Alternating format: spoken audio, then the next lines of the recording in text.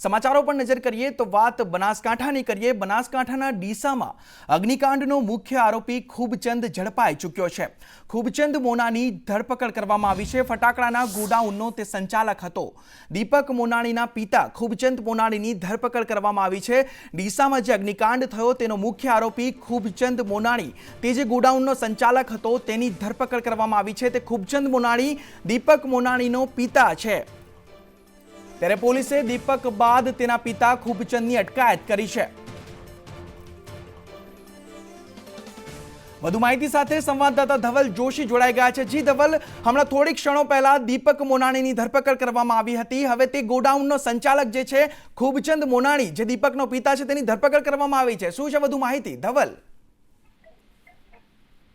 નવીન, ચોક્કસથી વાત કરવામાં આવે તો બનાસકાંઠાના ડીસામાં ફટાકડાની ફેક્ટરીમાં જે અગ્નિકાંડ સર્જાયો હતો ને આ અગ્નિકાંડમાં જે પ્રકારે 21 જેટલા લોકોના કમકમાટી ભર્યા મોત નીપજ્યા હતા। મોતની ફેક્ટરીના સંચાલક દીપક મોનાણીને થોડી વાર પહેલા જ બનાસકાંઠાની એલસીબીની ટીમે ઈડરથી ઝડપી પાડ્યો હતો। મહત્વની વાત છે કે જે પ્રકારે સમગ્ર ઘટના સર્જાઈ અને તે બાદ દીપક અને તેનો પિતા ખૂબચંદ આ બંને છે તે ફરાર થઈ ચૂક્યા હતા। પરંતુ જે પ્રકારે સમગ્ર ઘટના સર્જાઈ ને તે બાદ પોલીસની ટીમો સક્રિય બની હતી।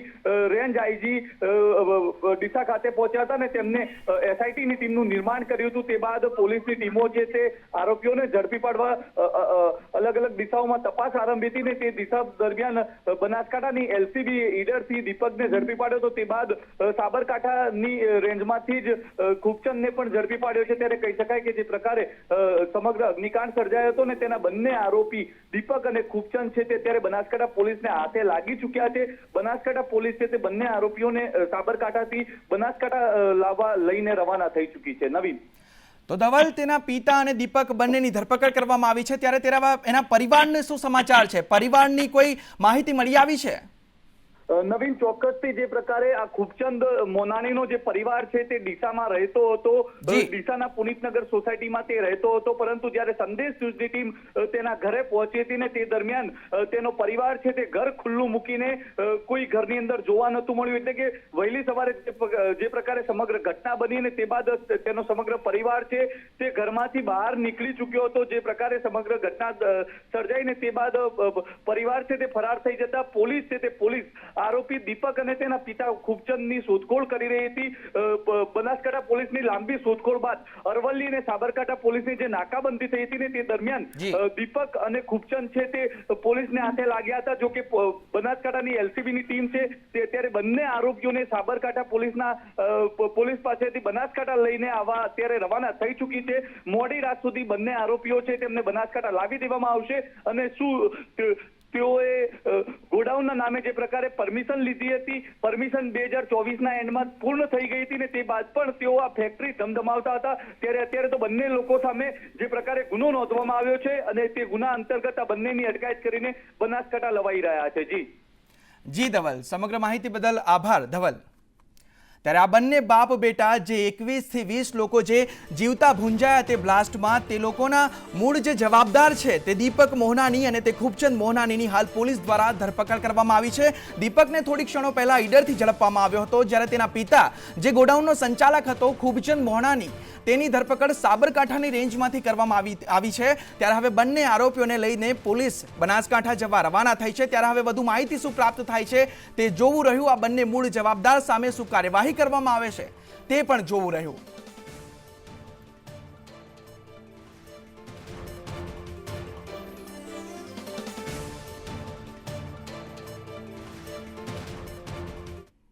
તો આ તરફ રાજ્યમાં વધુ એક આગની ઘટના બની છે। ત્યારે અંકલેશ્વરમાં જીઆઈડીસીના ગોલ્ડન પોઈન્ટ સામે આગ લાગવાની ઘટના બની છે। દ્વારકાધીશ રેસિડેન્સીના પહેલા માળે આગ લાગતા અફરાતફરીનો માહોલ સર્જાયો હતો। સદનસીબે આગમાં કોઈ જાનહાનિ થઈ નથી, ત્યારે પરંતુ આગના કારણે રહીશોના જીવ અદ્ધર થઈ ગયા હતા। રહીશોના જીવ તાળવે ચોંટી ગયા હતા અને જ્યારે આગ લાગી ત્યારે અફરાતફરીનો માહોલ પણ સર્જાયો હતો। જીઆઈડીસીના ગોલ્ડન પોઈન્ટ પાસે આગનો બનાવ બન્યો હતો, ત્યારે સ્થાનિકોએ પાણીનો છંટકાવ કરીને આગ પર કાબુ મેળવ્યો હતો। સ્થાનિકો દ્વારા જ આગ પર કાબુ મેળવી લેવાયો છે। ત્યારે આ ઘટનામાં સદનસીબે કોઈ જાનહાનિના સમાચાર નથી।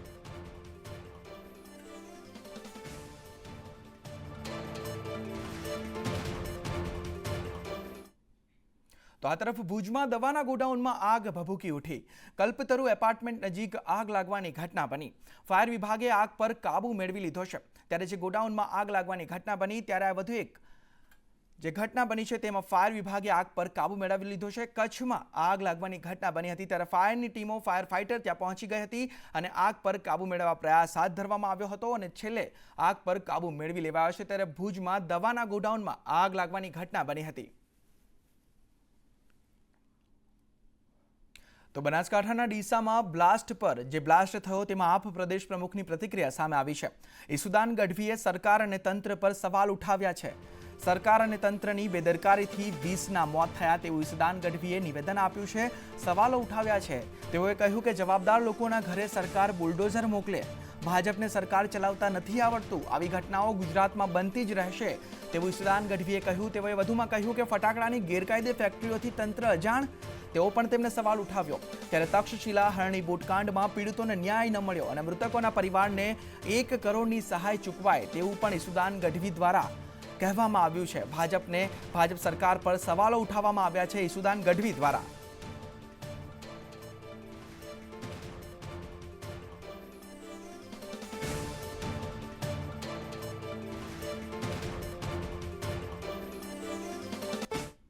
તો ડીસામાં ફટાકડાના ગોડાઉનમાં જે આગનો મામલો હતો તે મુદ્દે સુરત પોલીસે તમામ પોલીસ સ્ટેશનને સૂચના આપી દીધી છે.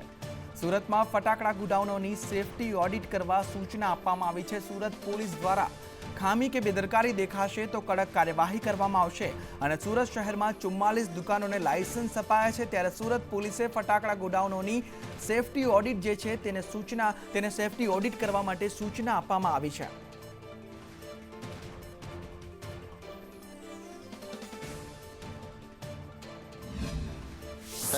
કેટલી દુકાનો આવી છે અને કઈ રીતના હવે તપાસ કરવામાં આવશે?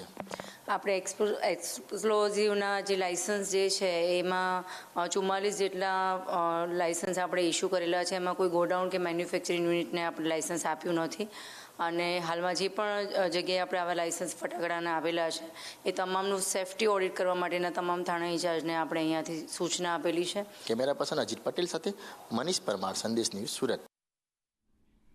તો આ તરફ ભાવનગરમાં લાગેલી આગ 72 કલાક બાદ પણ યથાવત છે. પાલીણાના હસ્તગીરી ડુંગરમાં 3 દિવસથી આગ ભભૂકી ઉઠી છે. ત્યારે 3 દિવસ બાદ પણ આ જે આગ છે તેના પર કાબુ મેળવાયો નથી. 72 કલાક બાદ પણ ડુંગર પર આગ ભભૂકી રહી છે. તે આગ યથાવત છે. પાલીણાના હસ્તગીરી પાસે આ જે આગ લાગી છે હસ્તગીરી ડુંગરમાં 3 દિવસથી આગ ભભૂકી રહી છે. ત્યારે 72 કલાક બાદ પણ ડુંગર પર લાગેલી આગ કાબુમાં નથી આવી. ત્યારે ફાયર અને ફોરેસ્ટના આગ પર કાબુ મેળવવાના પ્રયાસ હજુ ચાલુ છે. મામલતદાર કચેરીમાંથી ફાયર કોલ આવતા નગરપાલિકાના જે ફાયર સ્ટાફ છે તેને વાહનો સાથે તાત્કાલિક હસ્તગીરીના ડુંગર ઉપર તૈનાત કરવામાં આવેલ. એટલે છેલ્લા સતત 4 દિવસથી તેઓ આ કામગીરી કરી રહ્યા છે. કેટલા માણસો કામગીરીમાં જોડાયા છે? અમારો કુલ સ્ટાફ 6 જણાનો છે. 6 સ્ટાફ પણ ત્યાં અત્યારે કામગીરી કરે છે અને આ ઉપરાંત તળાજા નગરપાલિકામાંથી પણ ફાયરના માણસો બોલાવી અને ફાયરના સાધનો બોલાવીને આગને કાબૂમાં લેવાના પ્રયત્નો થઈ રહ્યા. તો આણંદના તારાપુરમાં તસ્કરોનો તરખાટ જોવા મળી રહ્યો છે. 5.10 લાખની રોકડ સહિત દાગીનાની ચોરી કરવામાં આવી. અલમદીના સોસાયટીના બંધ મકાનમાં આ ચોરી કરવામાં આવી. પરિવાર બહાર ગામ ગયો હોવાથી મકાન બંધ હતું. ત્યારે આણંદના તારાપુરમાં 5.10 લાખની રોકડ અને તેના સહિત દાગીનાની ચોરી બંધ મકાનમાંથી કરવામાં આવી છે. આણંદમાં તસ્કરોનો તરખાટ જોવા મળી રહ્યો છે.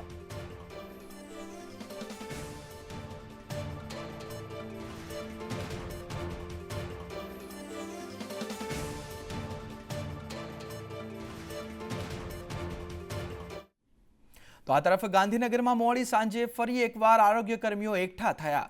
બગીચામાં મોટી સંખ્યામાં આરોગ્ય કર્મીઓ ભેગા થયા અને કર્મચારીઓએ મોબાઈલ ટોર્ચથી પોતાનો વિરોધ નોંધાવ્યો. પોતાના મોબાઈલમાં ફ્લેશ કરીને તમામ એકઠા થયેલા કર્મચારીઓએ આરોગ્ય કર્મીઓએ પોતાનો વિરોધ નોંધાવ્યો અને ડીસામાં જે બ્લાસ્ટમાં મૃતકો થયા તે મૃતકોને શ્રદ્ધાંજલિ પણ તેમના દ્વારા આપવામાં આવી છે. ત્યારે મોબાઈલ ટોર્ચથી પોતાનો વિરોધ પણ આરોગ્ય કર્મચારીઓએ ગાંધીનગરમાં એકઠા થઈને નોંધાવ્યો અને ડીસામાં જે મૃતકો છે, જે શ્રમિકો મોતને ભેટ્યા છે તેઓને શ્રદ્ધાંજલિ પણ તેમના દ્વારા આપવામાં આવી છે.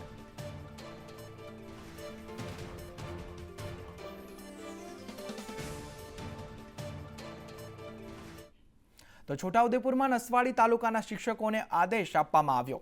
246 શાળાઓના શિક્ષકોને ફોર્મ ભરવા માટે આદેશ આપવામાં આવ્યો છે. જ્યારે એક શાળા દીઠ યુસીસીના 5 ફોર્મ ભરવા આદેશ આપવામાં આવ્યો છે. 246 જે શાળાના શિક્ષકો છે તેમને યુસીસીના ફોર્મ ભરવા આદેશ આપવામાં આવ્યો છે. તો તેમાં એક શાળા દીઠ યુસીસીના 5 ફોર્મ ભરવાના રહેશે અને ફોર્મ ભરી બીઆરસી ભવનમાં જમા કરવા પણ સૂચના આપવામાં આવી છે. ત્યારે શિક્ષકોને ફોર્મ ભરવાની કામગીરી સોંપતા ખળભળાટ મચી ગયો છે કે શિક્ષકોને કેમ આ કામગીરી સોંપવામાં આવી. ત્યારે શાળાઓમાં પૂરતા શિક્ષકો પણ ન હોવાની રાવ ઉઠી છે. ત્યારે સમગ્ર મામલે ટીપીઈઓ એ લૂલો બચાવ કરતા કહ્યું કે તપાસ કરીશું. શિક્ષકો પાસે અભિપ્રાય લેવડાવવા કેટલા યોગ્ય છે તે પણ અહીંયા સવાલ ઊભો થઈ રહ્યો છે. મુદ્દાને ઇન્સેન્ટિવ મળે એવી અમારી માંગ છે અને અમને વેતન ઓછું છે એ પણ અમને વધારો કરો અને અમારી કામગીરી વધારે છે એ પ્રમાણે અમને વેતન મળતું નથી. એ માટે અમે સર્વ બહેનો 100 થી 150 બહેનો આવ્યું છે અહીંયા અને અમારું વેતન અપાવે એવી નમ્ર વિનંતી છે સાહેબશ્રીને. પીએમવાયના મુદ્દા છે, પછી આયુષ્યમાન કાર્ડ, આભા કાર્ડમાં કામગીરી કરી છે, ટીબીનું કામગીરી કરી છે. અમને પણ કાંઈ પણ એ વેતન મળ્યું નથી અને એનસીટીએ બાબત જે બાકી છે એ ચૂકવવા માંગીએ છીએ અને આજે અમે અહીંયા જિલ્લા ભવનમાં લેખિત આપેલ છે. એમાં પીએમવીવાય મોદીનો પીએમવીવાયનો મુદ્દો છે, પછી અન્ય મુદ્દાઓ એવી રીતને છે જે તાલીમના જે બાકી છે, આયુષ્માન કાર્ડના એવા એ પેમેન્ટ આભા કાર્ડના એનસીડી એવા દરેક અન્ય મુદ્દાઓ છે. 9 મુદ્દા લેખિત આપેલા છે.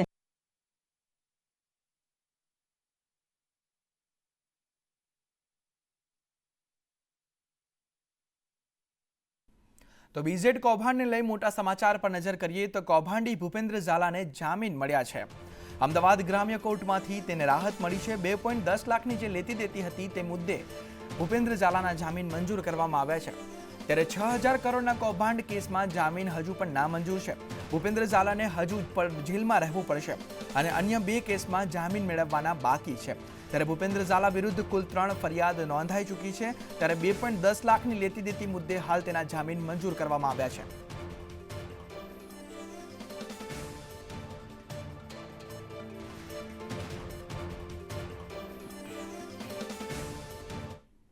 વાત મોરબીની કરીએ તો મોરબીમાં માલગાડી ટ્રેન પાટા પરથી ઉતરી જતા અકસ્માત સર્જાયો. વાંકાનેર ધમલપર ફાટક નજીક અકસ્માતની ઘટના બની. ટ્રેન ટ્રેક પરથી ઉતરી જતા ટ્રેન વ્યવહાર ખોરવાયો. કોઈ કારણોસર ટ્રેન ટ્રેક પરથી ઉતરી જતા અકસ્માત સર્જાયો હતો. વાંકાનેર ધમલપર ફાટક નજીક અકસ્માતની ઘટના બની હતી અને ટ્રેન ટ્રેક પરથી ઉતરી જતા ટ્રેન વ્યવહાર પણ ખોરવાયો હતો.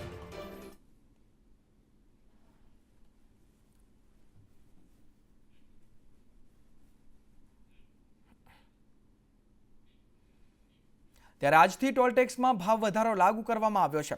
ટોલના ભાવમાં વધારો લાગુ કરાતા વાહન ચાલકોમાં રોષ ભભૂક્યો છે. ખેડામાં રઘવાણજ ટોલ ટેક્સ પર ભાવ વધારો લાગુ કરાયો છે. અગાઉ અમદાવાદ તરફના 105 રૂપિયા લેવામાં આવતા જે ભાવમાં ₹5નો વધારો કરવામાં આવ્યો છે. ખાનગી અને હેવી વ્હીકલમાં 10 રૂપિયાનો વધારો કરવામાં આવ્યો છે. જ્યારે ટ્રક અને બસના ટોલ ટેક્સમાં ₹15નો વધારો ઝીકવામાં આવ્યો છે.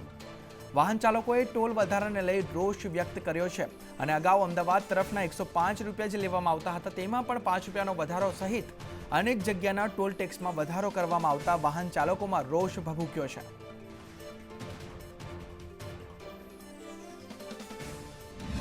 કમરતોડ ભાવ વધારો છે.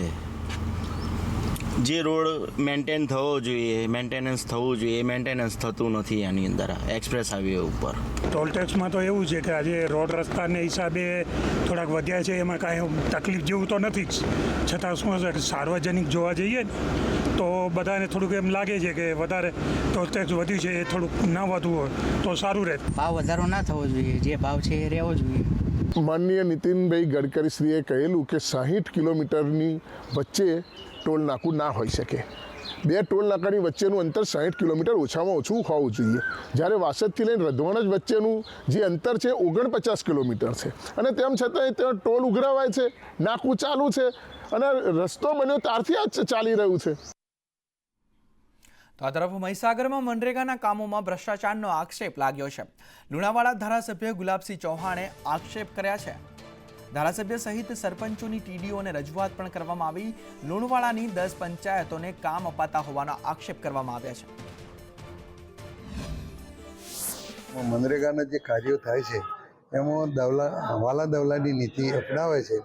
કેટલીક 8-10 પંચાયતોને જ મટીરિયલના કામો આપી દેવામાં આવે છે, જેનો ઉદ્દેશ્ય એ છે કે લુણાવાડા તાલુકામાં લગભગ 110 કરતાં પણ વધારે ગ્રામ પંચાયતો આવેલી છે, પરંતુ 2022થી જોવા જઈએ તો કેટલીક માનીતી 8 થી 10 ગ્રામ પંચાયતોને જ આ નરેગા યોજનાનો લાભ મળે છે.